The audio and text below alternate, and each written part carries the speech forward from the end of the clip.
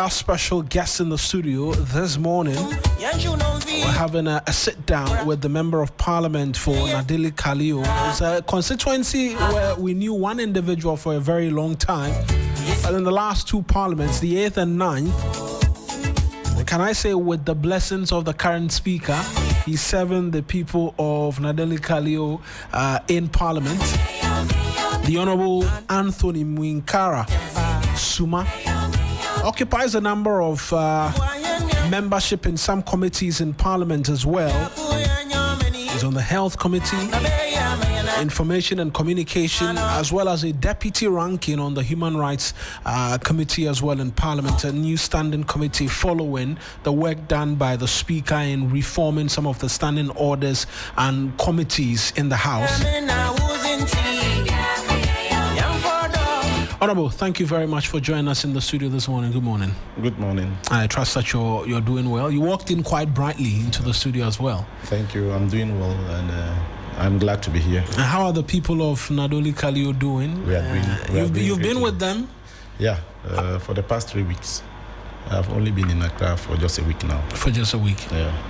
And how are they faring as well? I'm sure they're listening to you. And what was the interaction like when you went back? Because the break was longer than expected, because you should have been back somewhere last week as a house. Yeah. So I had to do a few activities and a few engagements, then some radio programs also. So I got to speak to them on the ground, and then I had them also speak to me to do radio. 3 radio programs were held, and then in the constituency, so I got to hear from them. I think everything is fine. We are in the farming season, most of them doing harvesting now. I was initially on an engagement that we usually call thank you tour, but I had to break off because of the farming season. You know, we have just one farming season. Right. So at that time, everybody's concentrated on the farm, so I had to break off. Probably after harvesting, I'll get back to continue with the engagement. With the farmers. And when you walked in, I was just rounding up conversations with two of my guests over the phone lines having to do with the former Finance Minister Ken Ofori-Atta and this entire extradition effort, which has been kick-started by the Office of the Special Prosecutor. It looks like there's been some stalling in the lead up to whether or not Ms. Ofori-Atta returns into the country. You've listened into the conversations, the responses and the likes. As a member of Parliament, what have you made of it? Because oral is a big subject matter for your government, and many are looking forward to a number of these former appointees answering questions. One of such is Ms. Ofori-Atta. Thank you. From where I sit, I think that justice should be served, and then it should be served speedily. I think that it's a little unfortunate for this matter to come up in the public space, because I think that these two state institutions should have been able to work out this matter without it coming into public space the way it is. I also think that we should be quick in then serving justice, particularly to Ken Ofori-Atta, a former minister. If he's not culpable, then he can be allowed his space. But I think that all said and done, we are building a consensus. Special Prosecutor's Office has indicated they've given some documents, and they are working up to, probably by the close of week to furnish the Attorney General's office with the docket so described. So I think that we'll bring a closure to this matter. By close of week today, you suspect. Yeah, but oral is a big subject. And it's not only a big thing for the NDC or the majority. Ghanaians want accountability. I think that some things have been going right in the past years, and then an oral has been the basis, has set up a platform to bring out some of these things. But you know that through oral, you can't accuse somebody. We first have to take them through the due process. So we are all, we want the due process to be quick enough so that we can set these matters to rest. So I think that every effort to speed up activities in either prosecution or investigating issues that have come out through oral should be speeded up. Yeah, because your people say it's slow. Every day when we open the phone lines, the Attorney General is one of the ministers under pressure the most. For you in Parliament and constituting the majority as well, what is your position on it? Do you think he's been slow? I think that the wheels of justice grind slowly, you know that. And then in trying to have closure to these matters, we should be also careful not to infringe on the rights of the individuals. But I think that there should be room for improvement. This thing should be quickened up. It can be quickened up. It can be quickened up. Yeah. And now that we're on it, and we're talking oral and the expectation of the NDC government on oral, let's talk Parliament as well, because the House is reconvening today this morning. Yeah. Actually, initially we got word it was going to be 2 p.m., but it looks like it will be this morning. After some weeks off, the expectation is quite a number of things on your hands in Parliament. Talk to us about resumption, the expectation, particularly of Ghanaians of the majority in Parliament. Sure. As you indicated, we were initially notified that we would be meeting at about 2 this afternoon, but the time has been changed to this morning at 10 a.m. Yes, there are a couple of things Ghanaians will be looking up to, but most important, this is the meeting. That's the third meeting of the first session. This way we'll have the budget presentation. Right. And then, our expectations are always grounded in the budget. And then it is through the budget that we are able to put out the policy for the next year. There are a couple of things that are of concern, particularly recruitment, employment to the public space. For some reason that has been kept on hold. We are thinking that this time around the budget will make a statement about that, and several other key projects, including roads, electrification, water, and the like, that are of interest to everybody, and particularly to my constituents. We think that that's one of the major things. There are a couple of legislations people are also looking up to, the proper sexual LGBT thing. I'm getting the indication that it will be back to the House. From the human rights perspective, we are also expecting some matters to be brought before the House, especially regarding this witches accusation of the witchcraft, anti-witchcraft bill. Yes, and then others that battle on human rights that did not get the assent of the president. Those are some of the legislations we expect in the House. You've mentioned quite a number of things, some of which I actually have plans of asking you further questions on, starting from the proper human sexual rights and Ghanaian family values bill. But let's talk jobs and roads, because you mentioned the expectation is that the finance minister would cater for it. Recently, we've seen a clamor for jobs by supporters within the base. Have you suffered same? Constituents coming to you asking for jobs, and what has been your own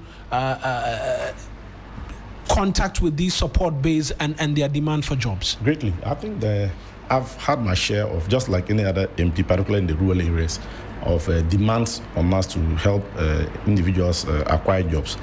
I think one key area that we had a problem with was the nurses. I have a good number of them in my constituency. I think that all has been right for now, with the clearance that has been granted to absorb the nurses that have been sitting at home. So one hurdle has been cleared. Then, for the payment of the teachers, that we also acquired clearance through the cabinet meeting that later got the finance minister to grant clearance for the jobs. Then, recruitment into the military is one area that I've been inundated with requests for support. Unfortunately, most of our support base that probably worked out for the party, and then with expectations that they would be recruited, well, for the past 4, you know how recruitments were done in just the past years, have been for want of a better word, crowded out because of the age restrictions that have been placed on them. So it's a challenge we are managing. Where do you stand on that age restriction? Because I see your chief whip came out and said, look, we need to review the age restriction. I stand the communication minister as well, Sam George, came out and said same. You are just trying to change this so you fill the military with NDC supporters. That cannot be accurate. If that is the plan, even with the age restriction of 25, we'll still fill them with NDC supporters. So the logic doesn't flow. We are thinking that people who are able should be given the opportunity to participate in the recruitment process. And I don't think that somebody at age 30 is too old to participate in to work in the military. don't think so. We have seen recruitments in this country before. We are not saying that we should compromise quality. But I think that what a 27-year-old person can do, a 30-year-old person may be able to do. But if you are going to describe the youthful population of this country, will you cut it off at 25? You will not. So the arguments that we want to increase the age limit so that we can put NDC people, if we are even taking age 15 to 20, and we want to place NDC party supporters in there, we will still do it. But that's not the case. We are just trying that we should, we are only arguing that it should be opened up. And there are best practices across the world. And I think that my chief did a good job. He pulled up data from across the world, and then he made the case that we should expand it. What is acceptable age limits for you who are making the call within our security architecture? Well, I'm as an individual, well, I think that anywhere between 25 to 35 will do. 25 to 35. Yes. That should be so between 18 to 35 now, because now it stands at 18 to 25, and so between 18 to 35. Yes, should do. And for many who continue to, they say, what significant difference will that make? Because there was a time age, there was an age limit which you were supposed to have been able to enter into the military. You've not been able to do that. So the military, people. We have grown with how the military works. It is not everything that is combative. You get it? It's not everything that is combative. We have intelligence. I mean, there are several other areas in the military. So to limit it to 25 or 27, I think that is not appropriate, to be honest with you. It is not everything that is combative. You have, and we even have the other professionals that get it. What would impede an engineer from working for the military that is 30 years or 32 years? Or a medical person from working for the military that is 30 to 35 years? Adequately, the person still has over 25 years that he can serve actively in the military before going on retirement. So these age limits should be reviewed. Yes, that's my position. We're staying on the subject of jobs and the likes, and you've made some statement on the floor of the House in the past, speaking to roads amongst many other things. The big push is in. Is your constituency enjoying anything in terms of that package which the government has promised? Because roads are an important aspect in your constituency as well. Perfect. But regarding the big push, I think it's major infrastructure project. That is particularly what I can talk to is between Wenchi and then Bole Bamboy, Bole Sola Tuwa. That road has deteriorated badly, so badly, and that was what got me to speak in the House about the nature of the road. As we speak, though that does not fall within my constituency, that's one of the major concerns of my constituents, because we all use that road down south. So right from, back to Hamley, the border there, all up to Sola, we all use that road. And the state probably can only compare the nature of the road now to probably some 40, 50 years ago. And now we are even pushing that. The aspects of the road that is so terrible should be scarified. They should clear the remaining bitumen on it. Because it makes it. I was on that stretch about a month ago. It's a very difficult. Really terrible. It's very terrible. The accidents. I don't know how to describe it. I think it's one area that should be of great focus to the road minister, and I think he has gone on it on about 3 occasions. He has committed to us that they are going to work on that road, and I want to make an appeal again that look, we should give some priority attention to that road. If we cannot immediately start the construction, then we should do something to deal with the challenge for now, so that people can easily come to. It used to take me an average of 9 to 10 hours to come from a constituency to Accra. That is using a Land Cruiser. Now probably I may do 16 to 18, and for the bus it can do 24 hours plus to come just from Wa. And in some cases, when they get to Sola, they cannot continue. They have to go back to Damango and then come through Kintampo. So they are using about 24 hours on a journey that used to do, at least with the bus, it used to be about 11 to 12 hours. 3 p.m. from here, VIP, 3 a.m. you are in Uber. So it's double the time with the risks of being on the road. I mean, I think that we need to do something. We need to do something. Though it's not in my, but I have my share of terrible roads.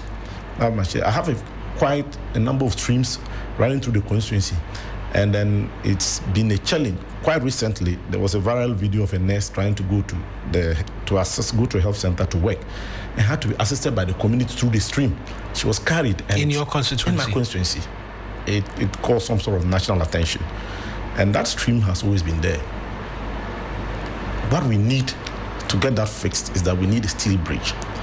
I know it connects Nadowli, which is the capital, to Nato, Yili, Kontale. I mean, a large portion to the right wing of the constituency.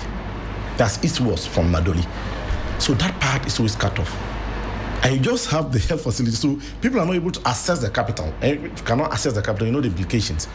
The hospital is in the capital, all the directories are in the capital, the markets and everything. So they are cut off.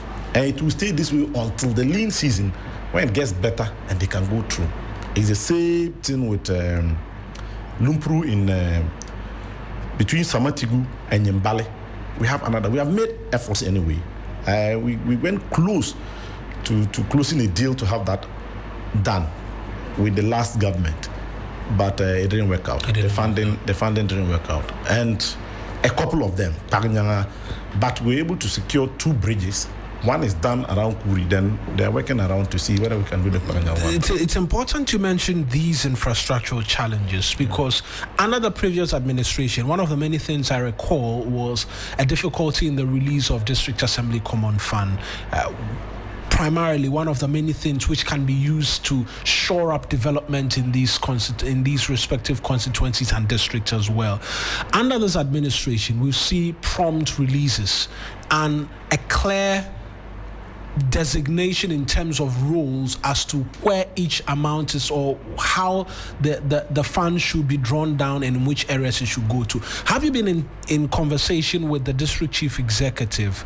Because we know we've done, I think we're entering the last quarter of the year, and so the third quarter's fund should be disbursed pretty shortly. What's been the conversation in having that provide a bit of amelioration for your people, even as you look forward to the roads ministry coming through with these steel bridges? That's perfect. I've always said that if at the local government level, an effort towards development, especially physical infrastructure, if no one will commend the president, His Excellency, I will. And I know that several well-meaning Ghanaians have. The reason is that prior to His Excellency coming into government, my assembly could be given 250,000 as its common fund for a quarter, sometimes 350,000. If you are familiar with what 350,000 can do in terms of physical projects, let's just say roads, you know that was very insignificant. Right. So the decision to disburse funds meant for the assemblies so that assemblies can take charge of appropriation of the sums is a perfect one. I mean, I'm not a member of the local government committee, but I went as a friend. And then I had the opportunity to interact with some of the DCs. I know MPs can go in, can go in and yes, get to understand there are assemblies that got as much as 15 million Ghana cedis for 2 quarters. We are a rural district but we got about 5.9 million. That's for 5.9 million for 2 quarters. We could go the entire year with less than $1 million. Under the previous administration. So I think that's a significant push. And discussion as to my engagements with the DC, the DC chief executive. Yes. So as you have indicated clearly, there are parameters as to how this spending should be done. So the discussion is about where do we prioritize the chiefs compounds, which communities do we need to attend to first based on priority. So we have had those discussions, and then we have started. They have requested for bids so that they will open the bids and see how they will award the contract. Regarding the roads, unfortunately, The funding that was provided for DRIP was exhausted before we came into government. So currently, though the DRIP coordinators have been trained, the operators have been trained, the machines have been serviced, we don't have funds to keep that running. As a result of that, I've had to allocate 78,000 of my. In fact, the DCE appealed to me that MPs, we need to start. MPs come on. Yes, MP, we need to start doing something because the roads are terrible. So I've had to allocate 78,000 Ghana cedis for them to buy fuel and then allowances for the operators to start. We are thinking about the Kandomini road that we need to fix. We are thinking about the Damba road that we need to fix. Right. We are thinking about the Toyaga road that we need to fix. We are talking about thinking about the Nadowli market road and then Biarong. These are 5 key areas that are quite terrible, making them not more trouble. So we want to start with these ones. Right. As and when we get more funding, and as a problem, when I get more funding, I'll be able to support so that, all the communities are appealing for us to assist with the roads because the road network is not too good in my constituency. So in the interim, that's what we can do while we wait for the road ministry, either through the feeder routes and then the highways to be able to fix the challenges that we have. We have a very big challenge between Wa and Nadowli, especially after Sombo. It's a very terrible, terrible scene. In fact, out of desperation, my DC had asked that we get the grader to go and clear it and make it rough so that we can use, but that belongs to highway.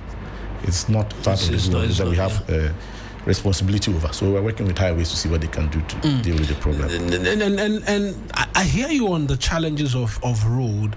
There's this sentiment that continues to come up every now and then as to the development up north, as to whether or not politicians over the course of the Fourth Republic have done a great disservice to the people of the North in terms of extending development up there.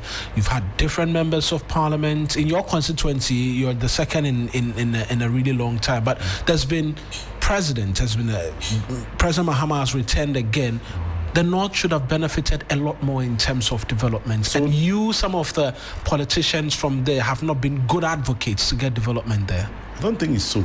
The challenge of the North predates the 1992 constitutional dispensation and then the... Right. So one of the reasons why the regions were created was demarcated, and we have the Upper East and Upper West region, and it's been further demarcated again to add additional regions. If you want to look at what is the number one intervention that can improve the livelihoods of people and then develop the people, one key intervention is education. You are very much aware that the gap between education in the south and the north is like 100 years. That is not something you can bridge quickly. So for people who blame politicians for not having done enough or advocated enough, yes, we probably haven't done our best, but I think that we have done our part to bridge the gap. The gap is a 100-year gap, and it will take considerable efforts to bridge that gap. So it is just not that we are. It's not that we are not advocating enough. We are. Citing the president having come from the north, it's not exactly the case. Once he becomes president, he's president. He's president for the entirety of the nation. That's a fair point. What we demand now is that we should have our fair share of what? The development. And I think that under this dispensation, we are having that. We should have a fair share of our development. I'm on our live stream and I see a number of people who are watching from your constituency. This one from Wilfred Suchidong says he's watching live from Charekpong in the Nadowli Kaleo district and says greetings to you. You're his hard-working and humble member of parliament. Another says he's watching live from DBI.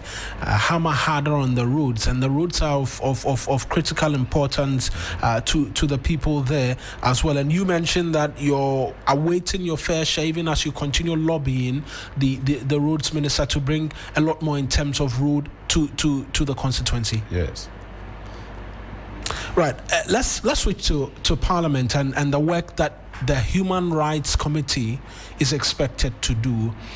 The Proper Human Sexual Rights and Ghanaian Family Values Bill, if I got the name right, you say is expected to make a return to the House during this third session of the 9th Parliament. At least that's what I understand. that has caused quite the controversy. Yeah. Is it the case that the legislature is ready and waiting to pass this? What's the speed going to be like? And for a committee which is fresh off the hooks in terms of the work that you're expected to do, what are the expectations of you as well? Well, in the last parliament, the 8th parliament, it was passed, only that it did not get the presidential assent to make it law. And then by the standards and practices, it's supposed to come back to the House, and we think that it will come back this time around. As a committee on health, committee on human rights, right. You wear the health I'm also in the health. It's our expectation that we'll have an opportunity to look at the bill in its entirety again as a committee. And then, if we understand the mandate of the committee, we have responsibility and oversight of the human rights bodies. And then we also have a responsibility to ensure that legislation is in line with the human rights conventions that we have signed up to. And then provisions in Chapter 5 of the Constitution regarding human rights, and those that are not enshrined in Chapter 5 as provided for in 33(5) of the Constitution, but that we have to comply to. So, for the Human Rights Committee, our expectation is that we go through the bill and make sure that it's compliant. That in trying to legislate this particular activity, we don't infringe on the rights of people. That if there's an issue, there's due process. Just as in other faults, that if you're even caught stealing a goat, the law says that you must be what? Taken through the due process. And we think that we should have adequate provisions to prevent the abuse of individual rights, and then there must be due process. That is our concern. Because the bill as it was passed and in the 8th Parliament, many lawyers say had serious issues in terms of protecting fundamental human rights. Outside of the attempt to criminalize the activities of persons who are deciding to do very private things, you criminalize cross-dressing as well. And a lot of social media skits these days, we see these content creators cross-dress. If that bill were law today, they'll be liable to some punishment as a result of that. That's why there's a problem. But I'm not sure the bill sought to criminalize people living their private life. No. We had issues with people trying to go public with what we don't agree with as a people. That is what we don't want people to go into our schools and start teaching some of these aspects. But as an individual in your private space, the bill did not seek to criminalize that. Well, it says if you know somebody who is LGBT and you did not report the person, you, by yourself and in that act in failing to having reported, you've not done the law any good. How do you know somebody who is LGBT? Which is one of the many things that people said. It will have people accusing others wrongly. If you don't like somebody, you can just report to the nearest police station. We have an opportunity for the bill to come back and to come back to the Human Rights Committee, and we look at it in its entirety and recommend to the Speaker what to do. But it went through the same process again. What is at the time the Human Rights Committee was not in place. So now the Human Rights Committee is in place, and so all of these... We look at it with the critical human rights lens. Critical human rights lens, and recommend. And I can assure you that we will ensure that nobody's rights are violated. Nobody's rights are violated. We saw a lot of memoranda with respect to this bill. Yeah. And I'll come to you about, because I'm getting a lot of notification about a lot more in terms of the road, the Bole Bamboy road and all of that coming up. And so I'll bring back the road conversation again. But we saw a lot of memoranda with respect to that. And these issues were raised. Yeah. You say because there was no Human Rights Committee, some of these excesses passed, and so it will not be the case again, because it was challenged in court. I won't describe them as excesses, as you have. But it was challenged in court. What was the outcome? The court said the bill had not been assented to just as yet. And so, yes. Even beyond that, we had a lot of human rights persons, lawyers, and individuals make some comments and recommendations regarding the state of the bill. So for the bill to come and we rule right without considering these concerns, but I can assure you that even the initial state of the bill, and then after the engagement with individuals have sent memoranda to the committee, saw a significant change. A lot of things were changed. So it doesn't matter. I think that this other process, if there are still elements there that will infringe on some person's rights unduly, it's another opportunity to look at it and refine it better for us, right, before it receives presidential assent. Anti-witchcraft bill as well. Just quickly on that. Yeah. We have? And again, perhaps I should have asked, with the human rights bill, is it coming as a private member's bill, or was seeing the Attorney General being the one leading the way? Because one of the challenges is that once it's a private member's bill, it cannot impose a duty on the consolidated fund. One of the reasons why it was challenged. Do you have the understanding as to whether or not the president is the one bringing this because he promised? Yeah. So let me clarify something. As to whether the bill imposes a charge on the consolidated fund, and when you do not agree, is the preserve of the speaker. And once the speaker has taken it through the processes and assures himself that it does not, he allows it. So we have gone past that stage, right? But that is not to say that the state, the president, through the Attorney General, will not introduce a bill. I'll be glad if it comes from the Attorney General. Right. Yes. And besides, we are added on both sides as to this bill that we should prescribe people, labeling people as witches, and then the practice of witch finding, and then the practice of establishing camps to host alleged witches. We all agree in principle that practice must stop. So I don't think it will be a problem. Once it's introduced, I think that it will get through the process. Well, I got the opportunity to visit the camps, interacted with these, our mothers, unfortunate ones, and I must admit, until you go to the camp, you are quick to blame the keepers of the camp. Was it the proprietors of the camp? Because you think that they go label the people as witches and bring them. In fact, it turned out that the camps were safe havens for people who were accused and beaten and abused. Right. So they ran to the camps, and most of these camps are superintended by the chiefs of the place. They accept them. So that's the difference. The camps are not, the proprietors of the camp are not people who go labeling the people as witches. They rather provide a safe haven for them. And they agree with us that once we stop the practice of finding witches, they will not come to the camp. Right. Then we should find a way of reintegrating, because the reintegration process is going on, but we need to refine the process so that people can reintegrate into their communities. For those who cannot go back to their initial communities, so they can reintegrate in the communities where the camps are found. Right. And I've seen clear examples of that. Yeah. I'm still going through Facebook. Quite a number of people. Azasuma Albert says he's watching you live from Sirikpe, and that Sirikpe, and that God should bless you. Dope Dowd says, Honorable, please. Harder education indeed is the key. This one says he's watching from Charekpong. I think I've mentioned that already. There's another one from Langko Ayus. He says he's watching at Nator, and that there's great responsibility on your shoulder.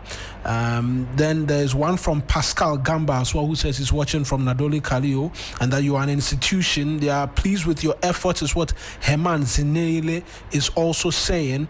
They said that DRIP will work closely with you to make roads more trouble, and that you should continue in the efforts to support to make the roads better in the constituency. Let's talk about ministerial appointments. There are some who say that it hasn't come to the north as much as it should have, and possibly your name as well should have come up in the mixes. That is, having come to the north, I think that if you want to do your assessment, I think that the president has probably been fair in his appointments. Regarding myself, the prerogative belongs to the president. He decides who he can bring into government, but that is an add-on, honestly, because I have the mandate of the people to represent them in parliament, and that is my paramount duty, and I want to do that as best as I can. To be called in to serve as a minister or not is not the case. I think that where I find myself, I'll be able to serve my people adequately. If I find favor with the president, and he appoints me a minister, I just see it as an add-on.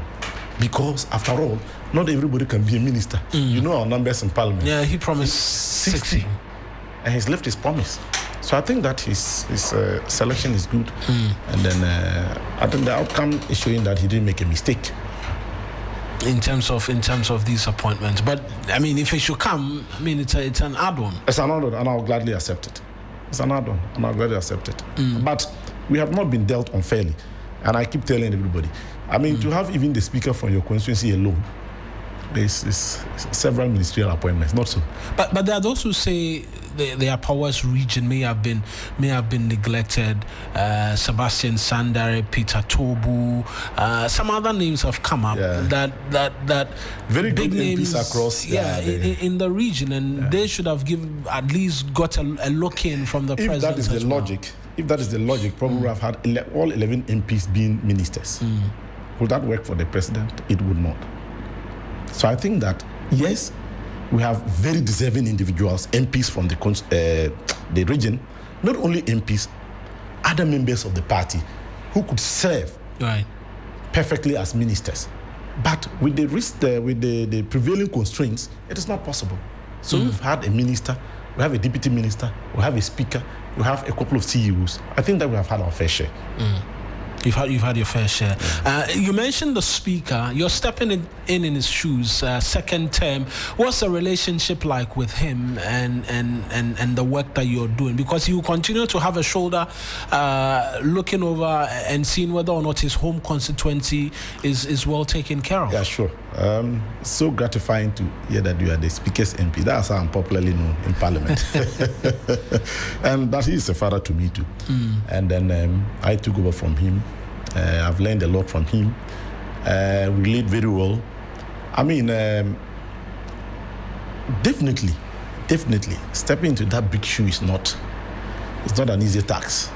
People want to associate you with the greatness that he has achieved, and then the outcomes that are associated with that greatness. Right. But you are standing. No matter how tall your father grows, you have your own growing to do. Not so.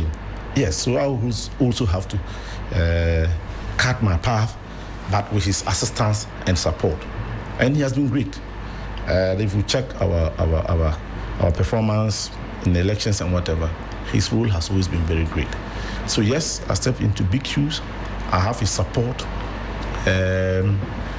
He's doing his part again, though now not just the MP speaker for Nadowli Kaleo, but the entire place. But he's playing his role in the development matrices of the place and pulling a couple of projects and whatever to the constituency. So great, yeah. Someone says, Imad Dede Jimate says 2028 you're coming again in the Facebook stream. We are not there. They are not there yet. They're not there. There's considerable work that's expected to be done between now and 2028. Yes. Quite a long time away, but already there are conversations as to who comes next after President Mahama. As a party, does that come up every now and then in the conversation? Because there are thank you tours and the like, which is generating quite the discussion, even though you shy away from it as a party. Yes. Even when there's a heir apparent, you have people expressing interest in the position. So, who is the heir apparent? That we don't have. From where I sit, we don't have. I'm just giving us that. Even when there's a heir apparent, you still have people expressing interest, and that is leadership. I mean, where we are currently, we need to do a deep reflection and see who comes up. But that decision is not with me, No, the leadership of the party buys with the grassroots and the party as a whole as to who should come up. I mean, everybody, and all other persons who have interest are allowed to do a few things around. That's politics. Right. Yeah, I don't think that we should frown on those things. In the end, some people will decide who is deserving of leading the party in 2028. Frankly, if you seek my view, I think that we should concentrate on governing for now. Let's deliver on our pledge and promises to the people. And after that, whoever comes out to lead the party, it will be a done deal. Right. You get it? But if in the very early days, first 9 months, there are already conversations as to about, that. it is not good for the party and it's not good for the country, and that every well-meaning Ghanaian should farm on this activity. We should concentrate on governing because that is the mandate the Ghanaian people have given us. We will be betraying them if it's all about internal party rankings as to who to take over. It means that we are just interested in the positions and power.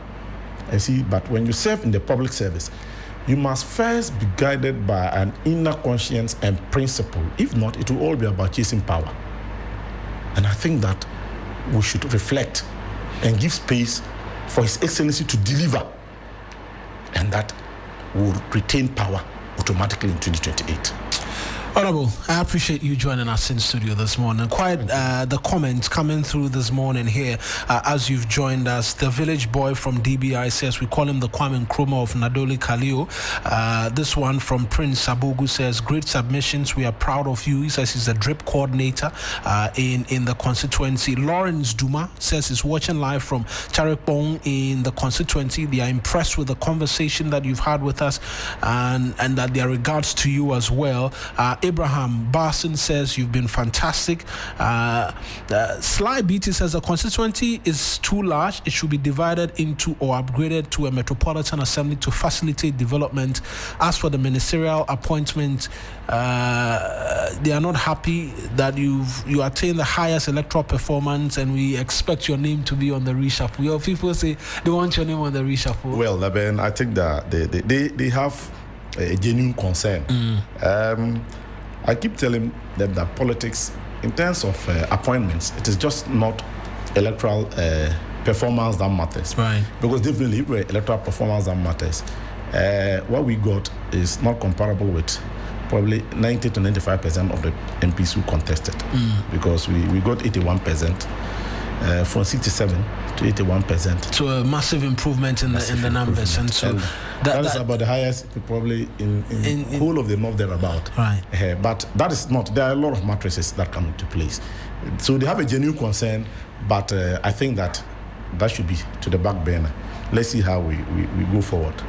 The Honourable Anthony Minkara Suma is a Member of Parliament for Nadowli, Kaleo. Thank you very much, Honourable, for joining us and being a part of the conversation this morning. We look forward to having you come in a lot more often. I'm grateful. Thank you for the opportunity. Fantastic. Time now for jubilation.